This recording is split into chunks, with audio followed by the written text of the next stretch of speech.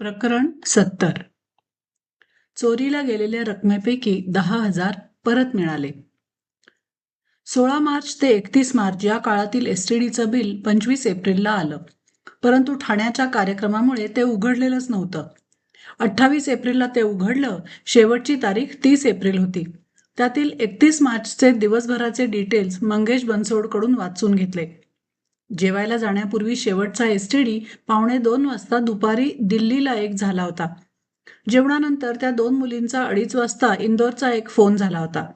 हे दोन्ही फोन मला आठवत होते. त्याचे पैसे मी घेतले होते. 2:14 एक नवी मुंबईचा कॉल दाखवत होते. तो काही मला आठवत नव्हता. थोडक्यात तो फोन संशयित होता, कारण 31 मार्च रोजी 2:05 मी बूथ बंद केला होता आणि 2:30 वाजता परत आलो होतो. हा कॉल बूथ बंद असताना झाला होता. केवळ 1 मिनिटाचा नव्या मुंबईचा तो नंबर मी टिकमार्क करून घेतला आणि सर्व डिटेल्स आझाद मैदान पोलीस स्टेशनला नेऊन दिले. माझ्या 31 मार्च तक्रारीच्या अनुषंगानं आणि मी बिनधास्त झालो. बूथच्या प्रवासात उस्तादी या व्यक्तीला विसरता येणार नाही. 1995 ते 99 दरवर्षी मे आणि डिसेंबर वर्षातून 2 वेळा 1 महिना ही व्यक्ती मुंबईस येत असे आणि नटराज हॉटेलमध्ये राहत असे. ती व्यक्ती दुबईची होती आणि दिवसातून 2 वेळेस माझ्या बूथवरून 1-1 तासाचे फोन त्या व्यक्तीचे होत असत. कधीकधी 3 तासाचे 2 फोन रात्री उशिरा 11-11:30 नंतर आणि 2 मिनिटाचे किंवा 3 मिनिटाचे दुपारच्या वेळेस. एका वेळेचं त्या व्यक्तीचं बिल किमान 3,500 ते 4,000 होत असे. जर समजा फोनसाठी ती व्यक्ती आली आणि फोन लागलाच नाही, तर कधी लाईन मिला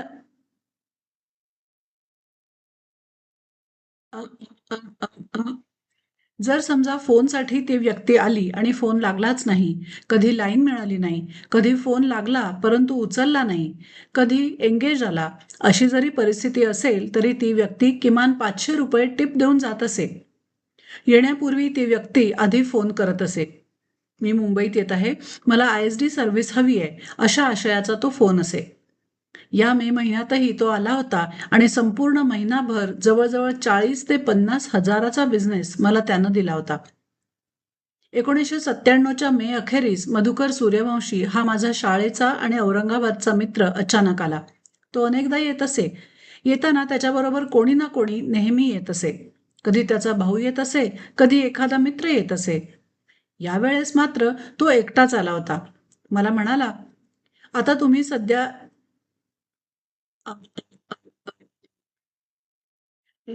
सध्या एकटेच बूथ चालवत आहात. सुभाष राठोडही गावी गेलाय. तो कधी येईल माहीत नाही. त्यामुळे मला इथलं ट्रेनिंग द्या. मी तुम्हाला 1 महिना सुट्टी देतो. तुम्ही बाहेर जाऊ शकता, कुठेही. अचानक तो असं का म्हणाला कळलं नाही. तो गावावरून का आला हेही त्यानं सांगितलं नाही. बहुतेक त्याला गावी काही समस्या आली असावी आणि म्हणूनच तो गावाकडचं सर्व विसरून जाण्यासाठी 1 महिन्यासाठी माझ्याकडे आला असावा. त्याला योग्य ते ट्रेनिंग दिलं. तिथलं कामकाज त्याला छान जमू लागलं. त्याच्याबरोबर बऱ्याचदा सुदाम साळुंके सोबत बसत असे. तो आल्यामुळे 8-10 दिवसांसाठी मला साकेगावी जाता आलं. साकेगावहून आम्ही म्हणजे मी, सौ अनिता, राजू भाऊ, उषा वहिनी, दीपा आणि सोनू, आशा वहिनी आणि शोभाताई एवढे जण तुळजापूर, पंढरपूर, अक्कलकोट, गाणगापूर या ठिकाणी जाऊन आलो. सर्व ठिकाणी खूप छान दर्शन झालं. अक्कलकोटला श्री सरदेशमुखांच्या घरी जाणं झालं. तिथे अनिताचे आजी आजोबा यांची प्रथमच भेट झाली. अनिताचे आजोबा खूपच भारदस्त व्यक्तिमत्व. त्यांनी माझा योग्य तो सन्मान केला. तिथून गाणगापूर इथे दर्शनासाठी गेलो. तिथेही अनिताचे मावशी आणि काका यांची भेट झाली. तो प्रवास संपवून पुन्हा मुंबईत आलो. जूनच्या मध्यावर असंच दुपारच्या वेळी मी, सुभाष राठोड,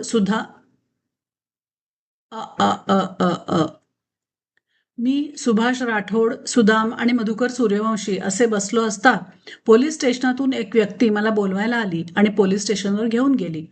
तिथे श्री पाटील साहेबांनी मला विचारलं, तुम्ही किती पैसे चोरीला गेल्याची तक्रार दिली होती? मी म्हणालो 31,500. तेव्हा साहेब म्हणाले, 10,000 त्या व्यक्तीनं दिलेत. तो चोर सापडलाय. तुम्ही खूपच दक्ष आहात. तुमच्या दक्षतेमुळे ती व्यक्ती आम्हाला सापडू शकली. तुमचे 10,000 तुम्ही लगेच घेऊन जाऊ शकता. बाकीचे त्यानं दिले नाहीत, नंतर देतो असं म्हणालाय. मी विचारलं, कोण होता तो चोर? तेव्हा साहेबांनी ते मला सांगितलं नाही. मी म्हणालो, साहेब तो पुन्हा मला त्रास देईल, संधी मिळताच पुन्हा चोरी करेल. तेव्हा साहेब म्हणाले, आम्ही त्याचा पूर्ण बंदोबस्त केलाय, तो तुम्हाला परत कधीच त्रास देणार नाही. आम्ही आहोतच. तो जे देतोय ते घ्यावं असं आम्हाला वाटतं. जर कोर्टात गेलं तर पैसे मिळायला आणि न्याय मिळायला विलंब होईल. म्हणून आम्ही तुमच्यासाठी हा मधला मार्ग काढलाय. तुमचे पैसेही मिळतील आणि ती व्यक्ती त्रासही देणार नाही याची हमी आम्ही देतो. असो. मुंबई पोलिसांचे पुन्हा खूप खूप आभार व्यक्त केले, त्यांना धन्यवाद दिले आणि 10 तर 10 तेवढे प्राप्त करून घेतले. जूनच्या मध्यावरच 12वीचा रिझल्ट लागला होता. दुर्दैवानं अतुलचा एक विषय राहिला होता. त्याला आणायला साकेगावी गेलो. त्याला त्याच्या मित्राकडून आधीच रिझल्ट समजला होता. मी गेल्यावर त्याला वाटलं की बहुता अ, अ, अ, अ, अ. मी गेल्यावर त्याला वाटलं की बहुतेक मी रागवेन. तो म्हणाला, आता मी मुंबईला येणार नाही. मी म्हणालो, तू काय येणार नाहीस? तर तो काहीच कारण सांगत नव्हता. मी वहिनींना अण्णांना विचारलं, पण तो सांगण्यास तयार अ, अ, अ, अ, अ. मी वहिनींनी अण्णांनी विचारलं, पण तो सांगण्यास तयार नाही. शेवटी मी त्याला म्हणालो, तुला असं वाटतं का मी काकांकडे राहिलो, नापास झालो, मी तुला काही बोलेन? तेव्हा तो गप्प बसला. मी म्हणालो, अरे तसं काही नाही. महात्मा गांधी सुद्धा मॅट्रिकला नापास झाले होते असं म्हणतात. त्यामुळे नापास होणं आणि जीवनात यशस्वी होणं या दोन वेगवेगळ्या गोष्टी आहेत. तू आत्ता जरी नापास झाला असावास तरी उद्या तू अनेकांचा मार्गदर्शक बनू शकतोस. इतकंच नव्हे तर स्वतःचे क्लासेसही काढू शकतोस. तुझ्या हाताखाली अनेक लोक काम करू शकतील. हे जे झालं ते तू विसरून जा आणि पुन्हा नवीन जोमानं अभ्यास करून जो विषय राहिलाय तो दे आणि पास हो. किंबहुना पास झाला नाहीस तरीही चालेल, पण तिथे ये. तुझ्यासाठी आ आ आ आ आ आ आ आ किंबहुना पास झाला नाहीस तरीही चालेल, पण तिथे ये. तुझ्यासाठी ये, माझ्यासाठी ये, सगळ्यांसाठी तू मुंबईत ये. त्याला पुन्हा जबरदस्तीनं मुंबईत घेऊन आलो. जबरदस्ती एवढ्याचसाठी की तो इथे छान रुळला होता. फक्त नापास झाला एवढीच एक अडचण होती आणि ती तात्पुरती अडचण होती. तो निश्चित पुढे काहीतरी चांगलं करेल याची खात्री असल्यामुळे त्याच्यावर जबरदस्ती करावीच लागली. तर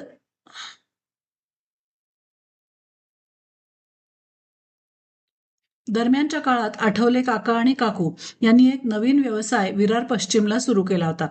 तिथे त्यांना हाताखाली अतुलसारखा विश्वासू मुलगा हवाच होता. आठवले काका आणि काकू यांच्या दुकानावर त्याला जाण्यास सांगितलं आणि तिथून अतुल संपूर्ण मुंबई पादाक्रांत करू लागला. काकांबरोबर त्याला अनेक ठिकाणी जावं लागत होतं, त्यामुळे त्याला बरीच माहिती झाली. थोडे दिवस त्यानं ते केलं. नंतर 12वीचा राहिलेला पेपर दिला आणि नंतर आम्ही महाजन ऑन पेन प्रिंट हा व्यवसाय सुरू केला. तो संपूर्णपणे अतुलच हँडल करत होता. तोही व्यवसाय छान चालला. जुलैच्या मध्यावर एकदा बोरिवलीच्या बाभई इथल्या राम मंदिरात श्री देवीदास पावशे यांना मी फोन केला, कारण ते माझे your choice marketing link private लिमिटेडचे ग्राहक होते.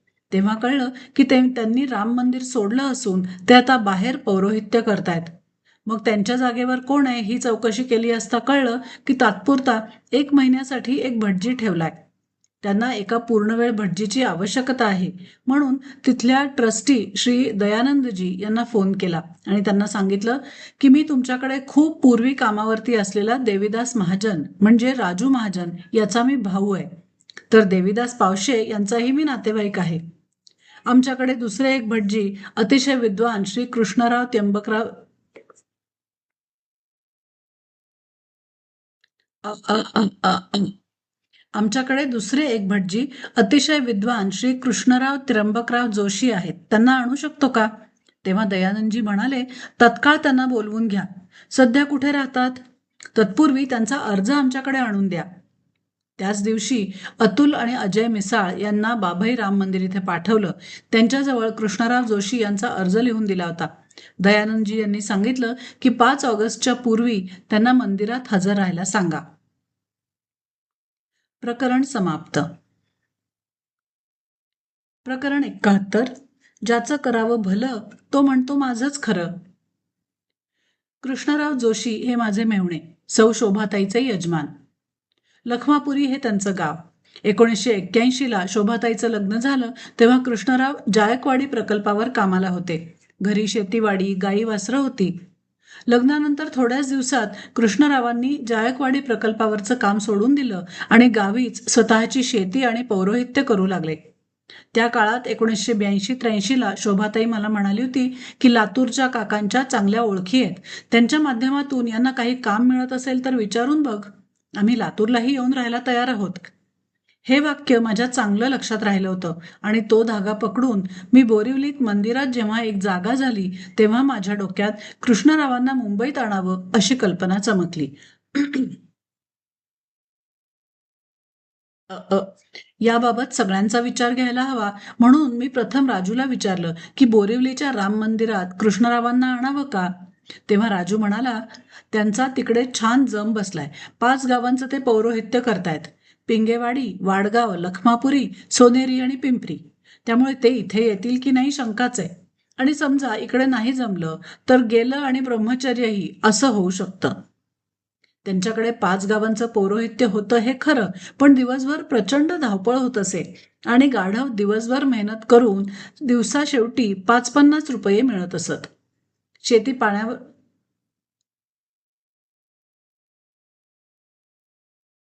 अ, अ, अ, अ, अ.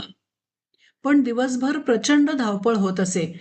गाढव दिवसभर मेहनत करून दिवसा शेवटी 5-50 रुपये मिळत असत. शेती पाण्यावरची नव्हती, पावसावर अवलंबून होती. एवढेसे वाढत्या संसाराला कसे पुरेल. पदरी 3 मुली होत्या, एक मुलगा. मुलगा यावर्षी जूनमध्येच राजूकडे शिकायला आला होता. ऑगस्टच्या 1 तारखेला 1997 शुक्रवारी रात्री मी मुंबईहून निघालो. शनिवारी सकाळी साकेगावी पोचलो. शनिवारी 2 तारखेला सायंकाळी लखमापुरीला शोभाकडे गेलो. त्यांना बोरिवलीच्या मंदिराबद्दल सगळं सांगितलं. रविवारी दिवसभर त्यांनी खूप विचार केला. काय करावं, जावं की न जावं अशी त्यांची द्विधा मनस्थिती झाली होती. शोभा मात्र मनापासून मुंबईस पाठवण्यास तयार होती. शेवटी त्यांच्या स्वभावाप्रमाणे शगुन पाहणं, पंचांग पाहणं, वेगवेगळे प्रश्न पाहणं, काय करावं या संदर्भात शेवटी मुंबईत जाण्याचं निश्चित झालं. सोमवारी सकाळीच मी त्यांना घेऊन मुंबईला निघणार होतो. कृष्णाराव म्हणाले, सोमवारी सकाळी तू साकेगावी जा, माझं दिवसभरातलं सर्व काम उरकून मी मुक्कामी साकेगावी येतो आणि मगच आपण मुंबईला जाऊ. त्याप्रमाणे 4 तारखेला सकाळीच मी साकेगावी निघून आलो. पूर्ण तयारी करून कृष्णराव 5-5:30ला साकेगावी आले. येताना त्यांनी मुंबईत राहण्यासाठी संसारोपयोगी सर्व वस्तू आणल्या होत्या. शोभाताईनंच सगळ्या त्यांना बांधून दिल्या होत्या. त्यात भांडं आणि इतर अनेक वस्तू होत्या. स्टोव्ह, चहा साखरेचे डबे, तिखट, मीठ, पीठ, हळद, हिंग, जिरं, मोहरी, तेल, तूप सर्व काही होतं. कृष्णरावांनी ते सगळं सामान साकेगावच्या स्टँडवरच ठेवलं आणि ते एकटेच घरी आले. तिथे बंगड काका आलेले होते. अण्णा, बंगड काका आणि तात्या यांनीही कृष्णरावांना पुन्हा एकदा विचार करण्यास सांगितलं. तुम्ही मुंबईत जाता आहात हे खरं, पण हा वाऱ्यातला दिवा आहे, कधी विझेल काही सांगता येणार नाही. तुम्ही पुन्हा विचार करा आणि मुंबईला जाऊ नका, असाच सगळ्यांनी सल्ला दिला. त्यांची पुन्हा द्विधा मनस्थिती झाली आणि काय करावं असा ते विचार करू लागले.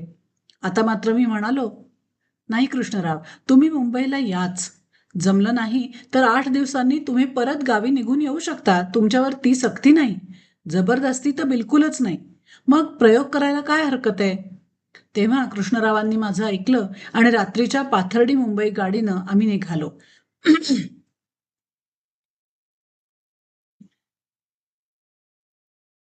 पहाटे 4:30ला मुंबई सेंट्रल उतरलो. कृष्णरावांच्या डोक्यावर एवढं मोठं भांड्यांचं ओझं, पावसाची रिपरिप चालूच होती. रात्रभर विचारानं त्यांची झोप झाली नव्हती. मी त्यांना मुंबई सेंट्रलहून ट्रेननं बोरिवली इथे घेऊन आलो. तिथे उतरल्यावर रिक्षानं बाभई राम मंदिरात नेलं. आम्ही दोघंही बऱ्यापैकी ओले झालो होतो. तिथे थोडा वेळ बसल्यानंतर श्री दयानंदजी चोगले भेटले. त्यांना मी सांगितलं, हे आमचे मेहुणे कृष्णराव आहेत. तुमच्याशी बोलणं झाल्याप्रमाणे मी त्यांना आज घेऊन आलोय. तेव्हा दयानंद यांनी आमच्या जवळचं सामान ठेवण्यासाठी रूमची व्यवस्था केली आणि सांगितलं की आजचा आणि उद्याचा दिवस आमचा जुना भटजी आहे. तुम्ही आज आणि उद्या त्याच्याकडून सर्व काम माहीत करून घ्या. तेव्हा मी म्हणालो, साहेब आम्ही आत्ताच गावावरून आलोत. मी विरारला राहतो. अ, अ, अ, अ, अ, अ, अ, अ. माझं घर विरारला आहे.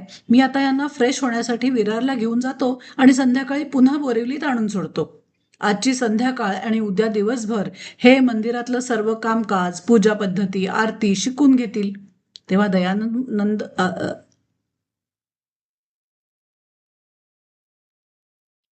अ, अ, अ. तेव्हा दयानंद म्हणाले, काही हरकत नाही. मग कृष्णरावांना घेऊन मी विरारला आलो. सकाळी आल्याबरोबर चहा पाणी झालं. त्यांचं स्नान झालं आणि ते बेडरूममध्ये जाऊन जे झोपले ते जेवायला काही केल्या उठेनात. सौ अनितानं पूर्ण स्वयंपाक केला होता. शेवटी 1 वाजता मी त्यांना जबरदस्तीनं उठवलं. मी आणि त्यांनी जेवण केलं. जेवण झाल्या झाल्या कृष्णराव म्हणाले, नाही, आता मला इथे राहणं शक्यच नाही. मला माझ्या तिन्ही मुली आणि शोभा इथून दिसायला लागलेत. मी म्हणालो, काहीतरी काय बोलता भाऊजी, तुम्ही आता कामावर आल्यात, आता आपल्याला बोरिवलीला जायचंय. ते म्हणाले, मी येऊ शकत नाही. मी म्हणालो, असं करू नका, आपण आपलं सामान तिथेच ठेवून आलो आहोत, कृपया बोरिवलीला चला. काही केल्या ते ऐकायला तयार नाहीत.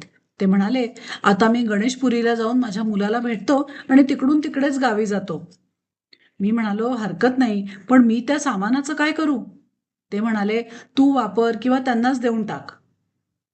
त्यांना गणेशपुरीच्या गाडीत बसवून दिलं आणि राजूला फोन करून सांगितलं की कृपया तू त्यांना घेऊन पुन्हा एकदा इकडेच ये. ठरल्याप्रमाणे राजू सायंकाळी उशिरा 8-8:30 वाजता कृष्णरावांना घेऊन माझ्याकडे विरारला आला. आम्ही दोघं त्यांना घेऊन मुक्कामी बोरिवलीला गेलो. रात्रभर त्यांच्याबरोबर राहिलो आणि दुसऱ्या दिवशी त्यांना तिथे कामावर ठेवलं. तेव्हा त्यांनी अट घातली की मी इथे राहीन, पण तू आणि अनितानं आणि अतुलनं माझ्याजवळ येऊन राहायला हवं. मग तेही आम्ही मान्य केलं आणि पुढे दिवाळीपर्यंत मी माझ्या बायकोसह बोरिवलीत त्यांच्याजवळ राहून त्यांना तिथे राहण्यास मदत केली. म्हणजे त्यांना करमेल अशा प्रकारचं वातावरण ठेवलं. ते इथे चांगल्या पद्धतीनं रुळले. आज मितीला त्यांचं खूप चांगलं चालू आहे. सौ अनिता त्याच वेळी वृषालीच्या अ, अ, अ, अ, अ. सौ अनिता त्याच वेळी वृषालीच्या वेळेला गरोदर होती. तिचं विरारच्या क्लिनिकमध्ये नाव नोंदवलं होतं. परंतु कृष्णरावांना इथे करमावं, त्यांचं इथे मन रमावं म्हणून मी व सौ अनिता बोरिवलीत राहू लागलो. यामुळे तिचं नाव आता बोरिवलीच्या हिंदळेकर यांच्या दवाखान्यात नोंदवलं. स्वाभाविकच अतुल आणि सुनील भाऊ धुमाळे हे विरारला माझ्याकडेच राहत असल्यामुळे तेही बोरिवलीत राम मंदिरात राहू लागले. त्यामुळे कृष्णरावांना बरं वाटू लागलं. या सगळ्या गडबडीत राष्ट्रीय दृष्टीहीन संघ महाराष्ट्राचं द्विवार्षिक अधिवेशन अमरावतीला होतं. तिथेही 3 वेळेला कामानिमित्त जाणं झालं. एकदा गाईड म्हणून सौ अनितासही नेलं होतं. कविता पेंढारी, शाकीर नायक, अनिल बोरकर तसंच अन्य सर्व मित्रांना भेटण्याची वारंवार संधी येत असे. अधिवेशन अतिशय वादळी ठरलं, कारण या अधिवेशनात प्रकाश पंडागळे आणि श्री वसंत हेगडे सर यांना 6 वर्षांसाठी निलंबित केलं होतं. कृष्णरावांना सुरुवातीला मंदिरात रुळण्यासाठी बराच वेळ लागला. त्यांना इकडे तिकडे फिरणंही शक्य होत नव्हतं. हळूहळू तेही जमू लागलं.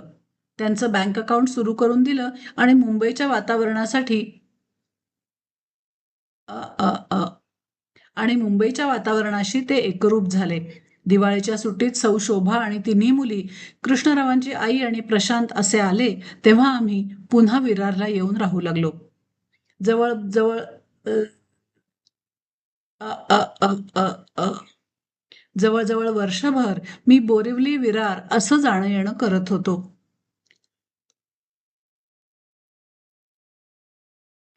प्रकरण समाप्त. प्रकरण 72. सौ अनिता विनासायास बाळंत होऊन मला कन्यारत्न प्राप्त झालं. विरारच्या आमच्या लवकुश बिल्डिंगमध्ये आमच्या घराच्या समोरच्या बाजूस आठवले राहत असत.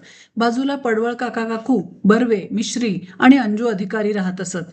तसंच 4थ्या माळ्यावर अजय मिसाळ हे आमचे एक नवीन मित्र त्यांच्या आई, बाबा, भाऊ आणि बहिणीबरोबर राहत होते. ते आमचे खूपच छान मित्र होते. त्याचप्रमाणे राजेंद्र भगवान पाठक हे माझे जुने स्नेही आणि लांबून नातेवाईक हे देखील आमच्या लवकुश बिल्डिंगमध्ये राहायला आले.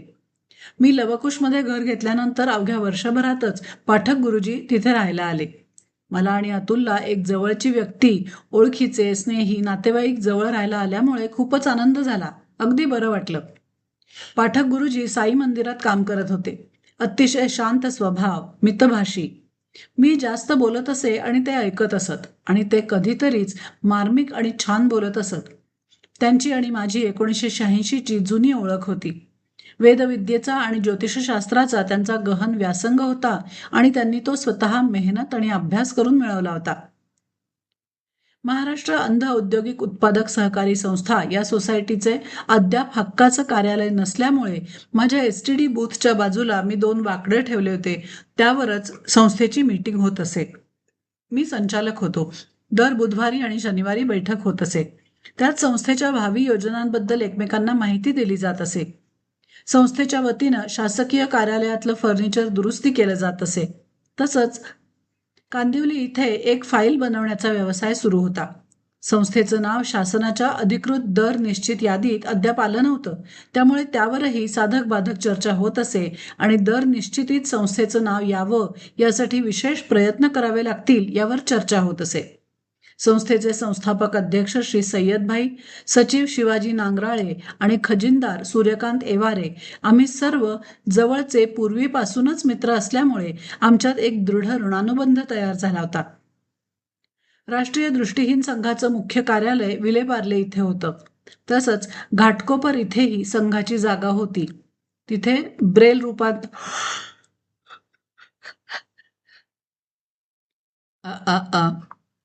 तिथे ब्रेल रूपांतरण विभाग, जागृती मासिकाची बांधणी तसंच एक छोटीशी लायब्ररी सुद्धा होती. बहुतेकदा त्रैमासिक बैठक घाटकोपरलाच होत असे.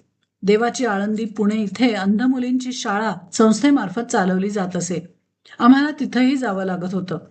तसंच नाशिकलाही शिक्षण प्रशिक्षण प्रकल्प सुरू करण्याबाबत चर्चा सुरू झाली होती आणि तिथेही एक राज्याच्या वतीनं प्रकल्प सुरू करावा असा विचार पुढे येत होता.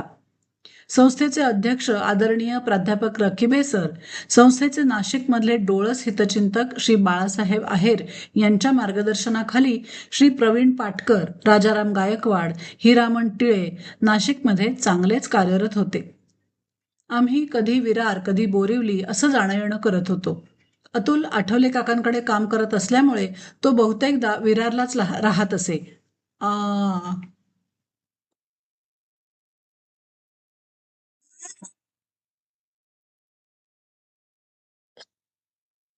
अ, अ, अ.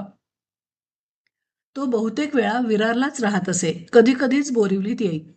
बोरिवलीत कृष्णराव आता बऱ्यापैकी रुळायला लागले असले तरी मध्येच कधीतरी त्यांना सणक येत असे आणि मी आता गावी जातो असं ते म्हणत असत. राजूभाऊ आणि उषाबहिणी कधी कधी गणेशपुरीहून बोरिवलीत येत तेव्हा कृष्णरावांचं मन तिथे रमत असे. अन्यथा अधूनमधून त्यांना लहर येत असे, मी आता इथे राहणार नाही. अर्थात दिवाळीनंतर मात्र त्यांनी एकदाच लखमापुरीला जाण्याची भाषा केली, कारण दिवाळीसाठी शोभाताई आणि तिन्ही मुली आल्या होत्या. त्या बोरिवलीतून पुन्हा रखमापुरीला अ, आ, आ, आ, आ, आ, आ. कारण दिवाळीसाठी शोभाताई आणि तिन्ही मुली आल्या होत्या. त्या बोरिवलीतून पुन्हा लखमापुरीला गेल्यावर घर कृष्णरावांना खायला उठलं. त्यामुळे त्यांनी लखमापुरीला परत जाण्याची भाषा केली. सौ अनिताला दिवाळीनंतर नोव्हेंबरमध्ये दर 8 दिवसाला एकदा हिंदळेकर डॉक्टरांकडे जावं लागत होतं. वास्तविक तिला त्रास काहीच होत नव्हता. तरीही डॉक्टरांनी तसं सांगितलं होतं म्हणून आम्ही जात असू. डिसेंबरच्या 8 तारखेला अनिताला हिंदळेकर डॉक्टरांकडे ॲडमिट केलं. मी राजूला फोन करून तसं कळवलं तेव्हा सौ उषावहिनी आणि राजू दोघंही बोरिवलीला आले. सौ अनिताला ॲडमिट केलं असल्यामुळे बोरिवलीच्या घरी स्वयंपाक करण्यासाठी वहिनी आल्या होत्या. 12 डिसेंबर 1997 शुक्रवारी सकाळी मी आणि राजू हिंदळेकर डॉक्टरांकडे गेलो तेव्हा सौ अनिता बाहेर दवाखान्याच्या गार्डनमध्ये पानाफुलांचं, कीटकांचं आणि पक्ष्यांचं निरीक्षण करत चक्रा मारत होती. तेव्हा राजू तिला म्हणाला, तुला दवाखान्यात ॲडमिट केलंय, आम्ही तुला भेटायला आलो आहोत, जरा पेशंटसारखी वाग, झोपून राहा, इकडे तिकडे हिंडू नको. तेव्हा ती हसून म्हणाली, माझं काहीच दुखत नाही, मला काहीच त्रास होत नाही, तरी मी झोपू का? मला डॉक्टरांनी फिरायला सांगितलंय. तेव्हा राजू म्हणाला, बहुतेक ही अजून 4-5 दिवस प्रसूत होणार नाही, मी आता ड्युटीवर गणेशपुरीला जातो. असं म्हणून 11 वाजता तो बोरिवलीतून निघाला.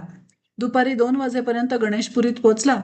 मी आणि कृष्णराव अनिताचं दुपारचं जेवण देण्यासाठी डॉक्टरांकडे गेलो तेव्हा नर्स म्हणाल्या, आत्ता तिला आत नेलंय, थोड्या वेळ बसा. 3 वाजेपर्यंत आम्ही बसलो. 2:15